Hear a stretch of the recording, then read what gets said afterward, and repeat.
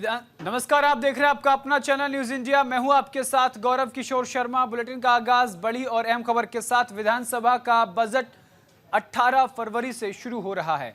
इसको लेकर विधानसभा अध्यक्ष रितु खंडूरी ने प्रदेश के आला अधिकारियों के साथ महत्वपूर्ण बैठक की। बैठक में मुख्य सचिव राधा रतूड़ी के साथ पुलिस विभाग के बड़े अधिकारियों ने के साथ साथ जिला अधिकारी भी मौजूद रहे। विधानसभा के बजट सत्र के दौरान बोर्ड की परीक्षा देने जा रहे छात्र छात्राओं को किसी तरह की कोई दिक्कत ना हो, इसके लिए एक एडवाइजरी जारी करने के निर्देश दिए हैं। उनका कहना है कि जिन रूट से छात्र छात्राएं परीक्षा देने जाएंगे वहां पर विशेष ध्यान देने की जरूरत है, ताकि छात्र छात्राओं को किसी भी तरीके की कोई दिक्कत ना हो पाए। विधानसभा अध्यक्ष का कहना है कि इस बार सभी का बजट पेपरलेस होगा, लेकिन पूरी तरह से पेपरलेस नहीं होगा।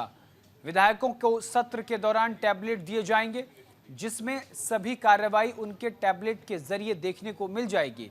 आपको बता दें कि 18 फरवरी को 10:15 पर उत्तराखंड विधानसभा के ई प्रोग्राम को लेकर कार्यक्रम आयोजन किया जाएगा, जिसका शुभारंभ मुख्यमंत्री पुष्कर सिंह धामी करेंगे। इसके तहत सभी विधायकों को टैबलेट दिए जाएंगे। सेवा शुरू करने जा रहे हैं और भारत सरकार और उत्तराखंड सरकार दोनों का आभार व्यक्त करती हूँ कि उन्होंने इस डिजिटाइजेशन के इस काम को आगे बढ़ाने का हमको हमारे साथ रहे और फंडिंग हमको की। 18 की सुबह करीबन 10-10:15 बजे मैंने आदरणीय मुख्यमंत्री जी से और अब मैं एलओपी साहब से भी बात करने जा रही हूँ। उनसे निवेदन किया है कि हम उस दिन ई नेवा की शुरुआत करेंगे, क्योंकि उस दिन गवर्नर साहब को भी पहुंचना है, इसलिए एक सूक्ष्म सा कार्यक्रम होगा 10-10:15 बजे, जहां मुख्यमंत्री जी के द्वारा ई नेवा का हम उद्घाटन करेंगे। और इसी खबर पर विस्तार से जानकारी के लिए हमारे संवाददाता अनुज अवस्थी जुड़ गए हैं। अनुज, बजट सत्र से पहले तैयारियां देखने को मिल रही हैं। इस बार पेपरलेस होगा, टैबलेट के जरिए सामने रखी जाएंगी, छात्र छात्राओं पर विशेष ध्यान। बजट से पहले क्या कुछ जानकारी आपके पास, किस क्षेत्र को विशेष लाभ मिल सकता है? बिल्कुल गौरव, विधानसभा का जो बजट सत्र है वो 18 फरवरी से शुरुआत है उसकी। आज विधानसभा अध्यक्ष रितु खंडूरी ने विधानसभा में बैठक ली, जिसमें सारे अधिकारी मौजूद थे। देहरादून एसएसपी अजय सिंह, साथ ही साथ सूचना निदेशक बंशीधर तिवारी, इसके अलावा कई अधिकारी उसमें मौजूद थे। चूंकि सीबीएसई की परीक्षाएं चल रही हैं, इस वजह से छात्र छात्राओं को कोई दिक्कत ना हो। चूंकि जिस रूट से विधानसभा को जाते हैं, चूंकि कई बार अनशन होने के कारण या विपक्ष के द्वारा धरना देने के कारण कई बार जो है दिक्कतें होती हैं आम जनमानस को। इसके लिए विधानसभा अध्यक्ष ने साफ किया है कि किसी भी छात्र छात्रा को कोई प्रकार की परेशानी नहीं चाहिए। पुलिस इसका विशेष तौर पे ध्यान दे कि अगर कोई छात्र छात्रा जा रहे हैं तो उनको सही दिशा से और सही मार्ग से निकालने का प्रयास करें। इसके अलावा विधानसभा अध्यक्ष ने बोला कि इस बार का जो बजट है वो पेपरलेस होगा, लेकिन कुछ पेपरलेस होगा और थोड़ा सा जो है पेपर के साथ होगा, क्योंकि अभी जितने भी विधायक हैं वो अभी उतना बिना पेपरलेस के उसमें अभी नहीं है। इस वजह से सभी विधायकों को टैबलेट दिया जाएगा। टैबलेट के द्वारा उसमें बजट की सारी चीजें होंगी, प्रश्न होंगे, क्योंकि अभी तक 514 प्रश्न सामने आए हुए हैं, विधानसभा के पटल पर रखे गए, जिसमें नियम 56 के तहत और 310 के तहत उसमें चर्चा की जाएगी। इसके अलावा अगर बात करें जो विधायक नहीं चला पाते हैं टैबलेट, उनके साथ 2 अधिकारी भी मौजूद रहेंगे, जो उनको समय समय पर सारी चीजें अवगत कराएंगे। तो डिजिटलाइजेशन के दौर पे जो जितने भी विधायक हैं उन सबको टैबलेट दिया जाएगा। 18 तारीख को सबसे पहले सुबह 10 से 10:15 बजे राज्यपाल का अभिभाषण होगा। मुख्यमंत्री पुष्कर सिंह धामी समेत तमाम जो विधायक हैं उन सभी लोगों को टैबलेट दिया जाएगा। उसके बाद 19 तारीख को बजट पेश किया जाएगा। राज्यपाल के अभिभाषण के बाद बजट जो सत्र है वो हुद के किया जाएगा और उसके बाद 19 तारीख को बजट पेश किया जाएगा। अगर हम बजट की बात करते हैं गौरव, तो सभी वर्गों को, जिस तरीके से वित्त मंत्री से न्यूज इंडिया ने बात करी, तो उनका कहना है कि हमने सभी वर्गों को ध्यान में रखा है, चाहे वो युवा वर्ग हो, महिला वर्ग हो, साथ साथ बुजुर्ग वर्ग हो, या जो रोजगार के लिए युवा है, उत्तराखंड के युवा, उनको भी ध्यान में रख के व्यापारी वर्गों इन सभी को की राय मशवरा करने के बाद हमने बजट बनाया और हम ये बजट पेश करेंगे। बजट पेश करने के बाद नियम 56 के तहत उसमें चर्चा की जाएगी। चर्चा होने के बाद फिर वो बजट पारित किया जाएगा और लगभग सभी विभाग है, वित्त विभाग, स्वास्थ्य विभाग, साथ ही साथ जिन विभागों के द्वारा बजट तो ले लिया जाता है लेकिन वो बजट खर्च नहीं किया जाता है, लैप्स हो जाता है वो बजट, वहां से कटौती करके जिन विभागों को जरूरत है, जैसे स्वास्थ्य विभाग में सबसे ज्यादा बजट की जरूरत होती है तो वहां पे बजट खर्चा किया जाएगा। साथ ही राजस्व विभाग है, पुलिस विभाग है, इन तमाम जो डिपार्टमेंट्स है उसमें वो उस बजट को खर्च किया जाएगा। साथ ही साथ बजट सत्र हंगामेदार भी रहने वाला है, क्योंकि जो विपक्ष है वो इसका ये इस बात को लेकर के कहना है कि जो स्मार्ट मीटर लगाए जा रहे हैं इसको लेकर के हम सड़क से लगा करके और सदन तक हंगामा करेंगे। इसके अलावा अंकिता भंडारी हत्याकांड हो या बेरोजगारी हो, साथ साथ सूचना को लेकर के हो, इन तमाम जो चीजें हैं, आरटीआई की को लेकर के हो, यूसीसी को लेकर के हो, इसको लेकर के, इन मुद्दों को लेकर के विपक्ष हंगामा कर सकता है। जी गौरव जी, बहुत बहुत शुक्रिया अनुज अवस्थी तमाम जानकारी के लिए।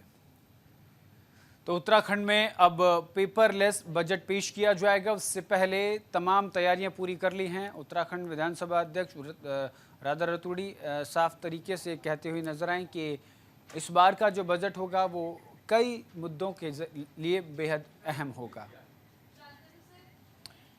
और देहरादून में एक छात्रवृत्ति वितरण कार्यक्रम का आयोजन किया जाएगा। छात्रवृत्ति वितरण कार्यक्रम में मुख्यमंत्री पुष्कर सिंह धामी, मुख्यमंत्री धामी ने कार्यक्रम को संबोधित किया।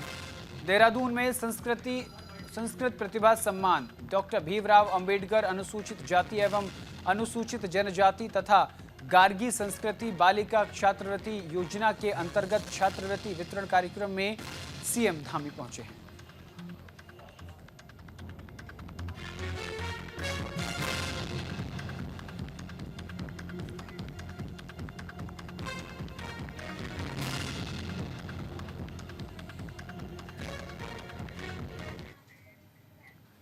और नई दिल्ली रेलवे स्टेशन पर भगदड़ देखने को मिली है और उसके बाद उत्तराखंड के मुख्यमंत्री पुष्कर सिंह धामी ने सोशल मीडिया प्लेटफॉर्म एक्स पर पोस्ट किया है। उन्होंने लिखा, भगदड़ की घटना पर उन्होंने दुख जताते हुए लिखा, नई दिल्ली रेलवे स्टेशन पर हादसा दुखद है। नई दिल्ली रेलवे स्टेशन पर भगदड़ पर उत्तराखंड के मुख्यमंत्री पुष्कर सिंह धामी ने पोस्ट किया है। नई दिल्ली रेलवे स्टेशन पर हुए दुर्भाग्यपूर्ण हादसे में कई लोगों के हताहत होने की खबर बेहद दुखद है। ईश्वर शोक संतप्त परिवार को इस अपार दुख को सहने शक्ति प्रदान करें।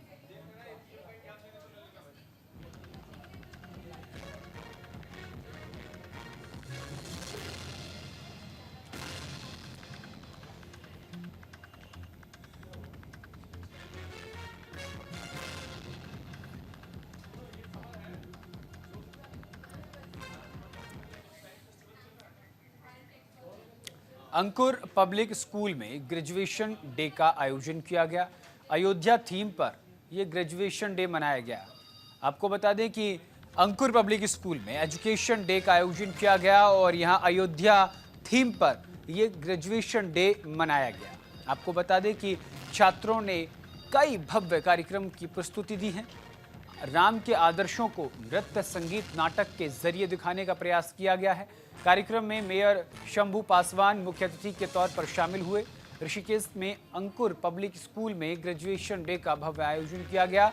इस दौरान कार्यक्रम अयोध्या थीम पर भव्य रूप से मनाया गया, जिसमें छात्रों ने भारतीय संस्कृति और भगवान राम के आदर्शों को नृत्य, संगीत और नाटक के जरिए जीवंत किया।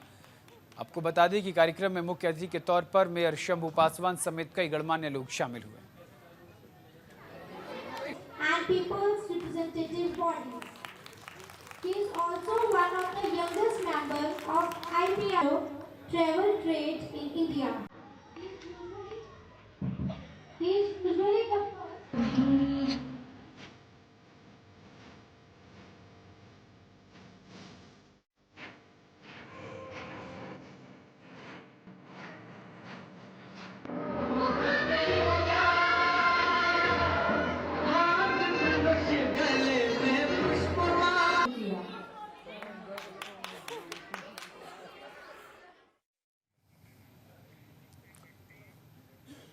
और उत्तराखंड के देहरादून में प्रदेश सरकार कैलाश और ओम पर्वत की यात्रा को बढ़ावा दे रही है। दरअसल कैलाश और ओम पर्वत दर्शन के लिए शीतकाल में पहली बार हेली सेवा संचालित की जाएगी। रुद्राक्ष एविएशन प्राइवेट लिमिटेड की ओर से नवंबर महीने में MI-17 हेलीकॉप्टर से सेवा शुरू की जाएगी। उत्तराखंड कैबिनेट में इसकी मंजूरी दे दी गई है। वहीं पर्यटन सचिव ने बताया कि प्रदेश सरकार ने शीतकाल में कैलाश और ओम पर्वत के दर्शन के लिए हेली सेवा को मंजूरी दे दी है। इससे उच्च हिमालय क्षेत्र में पर्यटन को बढ़ावा मिलने के साथ स्थानीय लोगों को रोजगार के अवसर मिलेंगे। आपको बता दें कि 2023 में प्रधानमंत्री नरेंद्र मोदी ने कैलाश और ओम पर्वत की यात्रा की थी। इसके बाद इस यात्रा को एक पहचान मिली। यात्रा को बढ़ावा देने के लिए पर्यटन विभाग ने तीर्थ यात्रियों के लिए 5 से 6 दिन का विशेष यात्रा पैकेज शुरू किया है।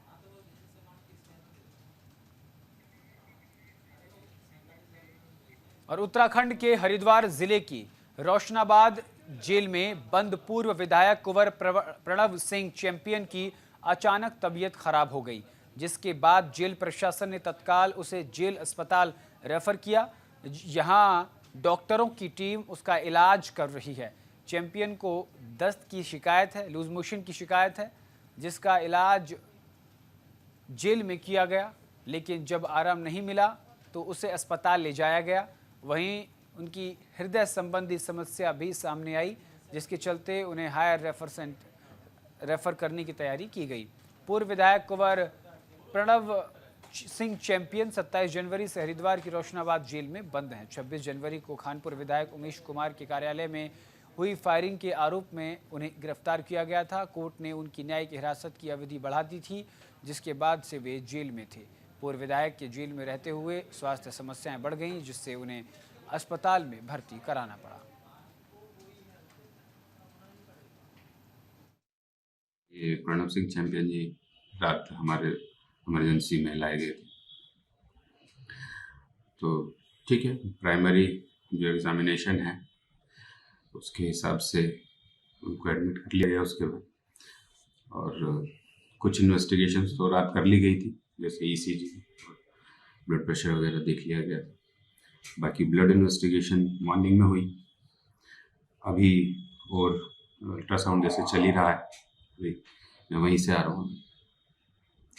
और फिर हमारा एक्सरे का प्लान है, एक्सरे करेंगे, फिर फाइनल हम डिसीजन लेंगे कि क्या उसमें उचित होगा, क्योंकि हम पेशेंट की नज़र से उनको देख रहे हैं कि भाई जो ज़रूरी है, आवश्यक है, वो हम सब करेंगे। नहीं, अभी ये कहना थोड़ा जल्दबाजी होगी कि सिर्फ ब्लड इन्वेस्टिगेशन पर नहीं हम निर्णय लेंगे। ओवरऑल सारी इन्वेस्टिगेशन देख के और सर्जन और फिजिशियन को कंसल्ट करके फाइनल हम आपको बताएंगे। और HRDA ने अवैध कॉलोनियों के खिलाफ सख्त एक्शन लिया है। भगवानपुर क्षेत्र में भी कई अवैध कॉलोनियों पर बुलडोजर चलाया गया। प्रशासन की तरफ से लगातार हो रही कार्रवाई से भूमाफियाओं में हड़कंप मचा हुआ है। जानकारी के मुताबिक प्रशासन जल्द ही अन्य अवैध निर्माणों पर भी बड़ी कार्रवाई कर सकता है। HRDA की इस सख्ती से अवैध कॉलोनियां विकसित करने वालों में खलबली मची हुई है, जबकि प्रशासन साफ कर चुका है कि नियमों का उल्लंघन करने वालों पर कार्रवाई जारी रहेगी।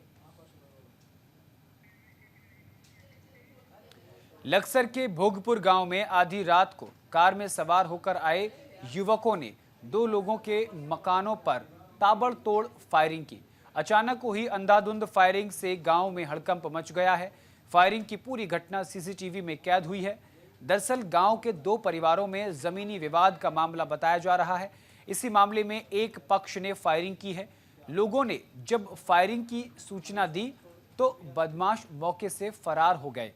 पुलिस ने मौके पर पहुंचकर मामले की जानकारी ली और मौके से कुछ खोखे बरामद किए। फिलहाल पुलिस शिकायत के आधार पर आरोपियों की तलाश में जुटी हुई है। मामले की छानबीन में पुलिस हालांकि जुट गई है, लेकिन आपको ये भी बता दें कि बदमाशों ने एक मकान में ताबड़तोड़ फायरिंग की थी।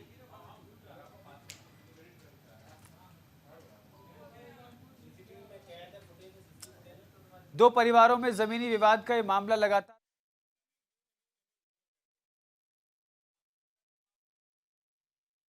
जुटी है। बदमाशों ने एक मकान की ताबड़तोड़ फायरिंग।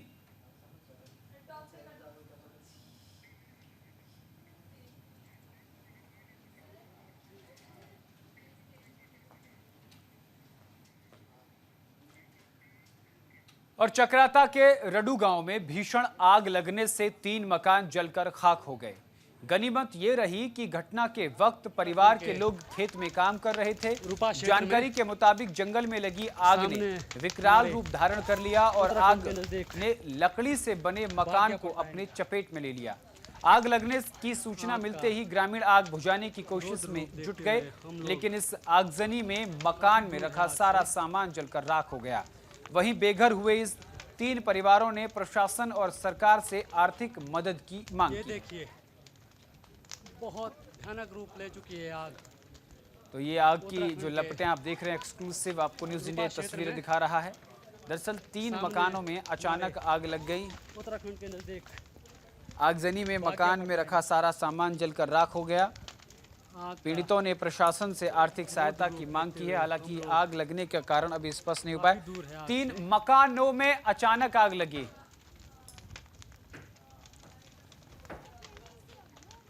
ये देखिए बहुत। और इसी के साथ इस बुलेटिन में इतना ही। देश और दुनिया की तमाम बड़ी और अहम खबरों के लिए देखते रहिए न्यूज़ इंडिया। नमस्कार।